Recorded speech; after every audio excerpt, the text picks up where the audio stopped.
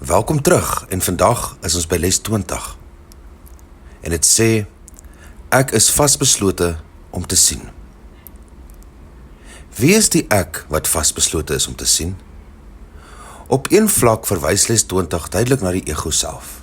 Hierdie liggaam, hierdie wêreld, hierdie persoon wat om welke rede ook al op 'n Course in Miracles afgekom het. En dit nou wil gebruik om gelukkiger te wees, nader aan God te leef. Of 'n dieper verstaan van self, wêreld en ander te bereik. Les 20 is dan 'n geleentheid vir daardie self, daardie ego-identiteit, om sy toewyding te bevestig, om sy voorneme te verklaar. En op daardie vlak is dit waardevol. 'n duidelike voorneme rig gedrag. Dit gee betekenis aan wat ons doen, hier in die wêreld, in hierdie liggame. 'n baie bruikbare les dus. Maar daar is nog 'n vlak, 'n ander, dieper laag van verstaan. Want, as daardie self blote illusie is, soos die teks in vroeër lesse stel, wie is dan die ek wat vasbeslote is om te sien? In die beoefening van 'n Course in Miracles is daar altyd 'n stille uitnodiging. Gaan 'n stap terug, of dalk 'n vlak dieper, of selfs hoër.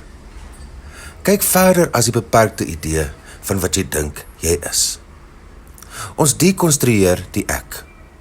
Ons gaan verby daardie ek. Wie is die self wat, toe sy gekonfronteer was met eensaamheid, skeiding, angs, gesê het, laat ek 'n marnis maak? Daardie self, die een wat ons tans glo ons is 'n oplossing vir 'n probleem wat self gemaak is. Maar belangriker, wie het dit gedoen? Wat het dit gedoen? Hoe het dit gebeur? Die kursus gee ons die geleentheid om agtertoe te kyk.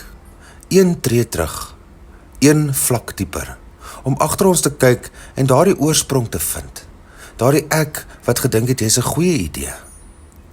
Daardie self is ook vasbeslote om te sien, want dit is die self tot wie 'n Course in Miracles praat. Dit is daardie self wat dit alles waarneem. En dit is deur die visie van daardie self dat dinge begin versplinter. Dink aan les 15, die gloed van lig rondom alles. Dit is daardie self wat die lig begin raak sien. Dis amper psigedelies wat in les 20 gebeur. Ons begin hierdie gesplete ervaring hê. Aan die een kant die liggaam in die wêreld en aan die ander kant die wete dat die ware ek iets anders is. Iets daar buite, daarbo, daaronder, daarbinne.